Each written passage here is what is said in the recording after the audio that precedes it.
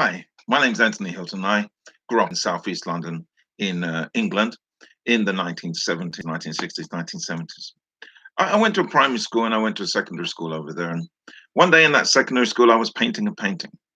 And one of the other students came up to my painting and they spat on my painting. And they made some comment about the color of my skin and about my background. In those days, I used to leave the school and there used to be people out there who would be handing newspapers out to the other students who were not of my skin color, telling them to send me back to Africa. When that young man had spat on my painting, I was so angry that I literally jumped on him, turned him over, and I was about to pummel him, when the teacher stopped me and I got a report card saying that I had initiated a fight or initiated a problem. I was very angry. And my anger developed. In those days, I used to be going to a church. I went to a church. And when I went to that church, on the way there, I once had two tall young people come to me, and I was quite young, and they forced me to say bad things about myself because of the color of my skin and my background.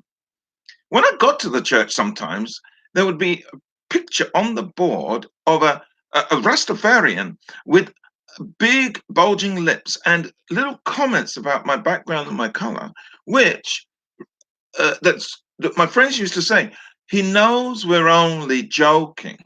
And so I really grew in rage and in anger. And I went through many years feeling I did not belong. I did not know where I belong. I did not know who accepted me. I did not know my identity.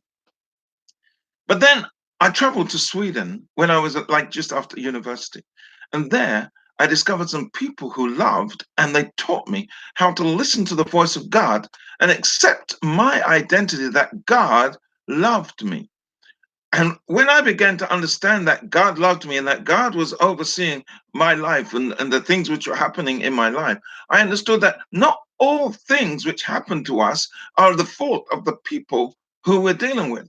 And so I discovered that this understanding that it's not, I could be thankful to God for everything. I could thank Him, I could praise Him, I could remember the good things that turned around my attitude towards other people.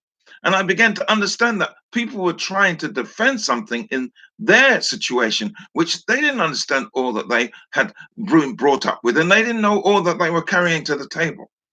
So I traveled to the ends of the world, meeting people from different cultures, and I wrote a number of books. And you are welcome to really take a look at my books, which cover many of these subjects. I'd just like to say, in the end, I got to Norway. I was sent to a classroom with a group of kids I was told were racist, and all went well.